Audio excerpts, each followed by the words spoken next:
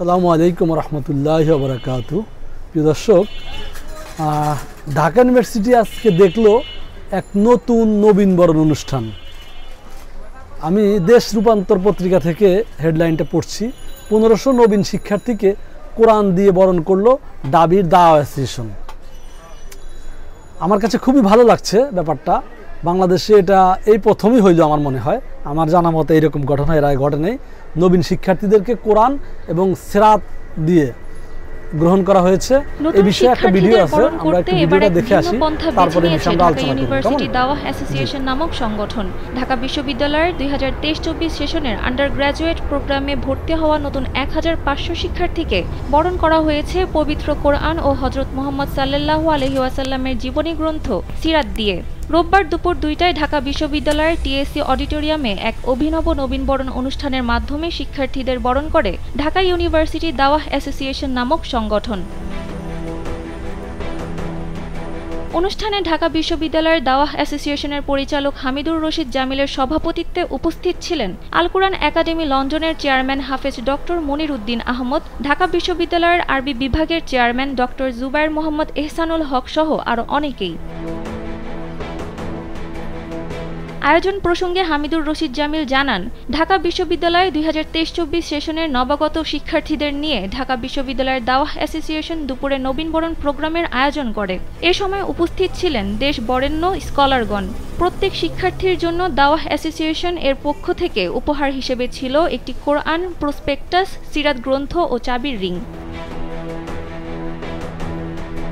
জামিল বলেন, দাওয়াহ নবীনবরণ অনুষ্ঠানের মাধ্যমে ইসলামের সুমহান আদর্শের বাণী পৌঁছানো এবং উচ্চতর চিন্তার স্ফুরণ ঘটানো এই সংগঠনের উদ্দেশ্য।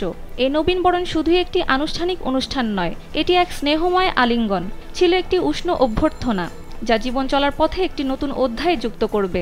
দাওয়াহ অর্থাৎ আল্লাহর পথে আহ্বান, যা আমাদের অন্তরের গভীরতম উৎস হতে প্রসারিত হয়ে পৃথিবী জুড়ে মানবতার দিশারি হয়ে ওঠে। শিক্ষার্থীদের হৃদয়ে এই আহ্বানের তাৎপর্য অনুরণিত করতে, তাদের সামনে দাওয়ার সৌন্দর্য মেলে ধরতে এবং মানব মুক্তির এই মহান অভিযাত্রার যুক্ত করতে এ নবীনবরণ। জামিল আরও বলেন, যাই হোক, আপনারা দেখলেন মোটামুটি পুরা এই ভিডিওটা দেখলেন যে আসলে এই যে কোরআন এবং সিরাত দিয়ে প্রত্যেকটা স্টুডেন্টকে 1500 স্টুডেন্টকে তারা বরণ করে নিল। এটা একটা দৃষ্টান্ত। এবং কি এই কোরআন হাদিসের যে বিতরণ হইল, এখানে একটা বাচ্চা আসলে কি শিখবে, তাদের লক্ষ্যটা কি, যে সে কোরআন এবং হাদিস থেকে তার জীবন গড়বে, তার চরিত্র গঠনের এখনই উপযুক্ত সময়। এই সময় তাকে কোরআন এবং হাদিস তুলে দেওয়া হয়েছে। মানে এত ভালো লাগতেছে যে ব্যাপারটা এত সুন্দর হয়েছে। একটা মানুষ, প্রত্যেকটা মানুষ যদি এরকম ধর্মীয় আলোকে বেড়ে ওঠে, ইউনিভার্সিটিতে পড়ুক, মাদ্রাসায় পড়ুক, যে পরিবেশেই থাকুক, সে যদি কোরআন আর হাদিসকে আঁকড়ে ধরে, কোরআন হাদিসকে প্রতিদিন চর্চা করে তার বাকি রুটিনের পাশাপাশি, সেই ছেলে, সেই শিক্ষার্থী, সেই মানুষ বিপদগামী হওয়ার কোনো সুযোগ নাই, আনফেয়ার রিলেশনে জড়ানোর কোনো সুযোগ নাই। মানে দেশে এই তার কারণে দেশ বড় ধরনের জাতি, দেশ বড় ধরনের ক্ষতির সম্মুখীন হওয়ার কোনো সুযোগ নাই।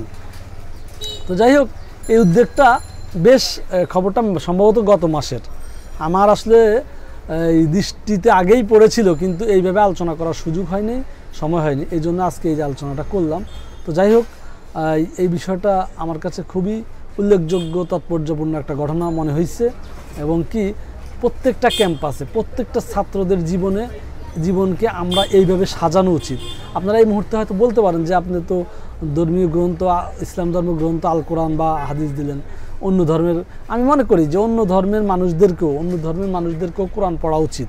এবং কি পাশাপাশি তার ধর্ম, তার ব্যক্তিগত যে ধর্ম সে পালন করে, সেই ধর্মের মহাগ্রন্থ পড়া উচিত, এবং তাকে সেই ধর্মের মহাগ্রন্থ গিফট করা উচিত তার এই মানে শিক্ষা প্রতিষ্ঠান থেকে, এবং শিক্ষা প্রতিষ্ঠান তাকে সেটা মানতে বাধ্য করা উচিত, ক্ষেত্রবিশেষ বাধ্য করা উচিত। হ্যাঁ, এই জন্য এই বিষয়টা নিয়ে আলোচনা করলাম। ভালো থাকবেন প্রিয় দর্শক। আসসালামু আলাইকুম।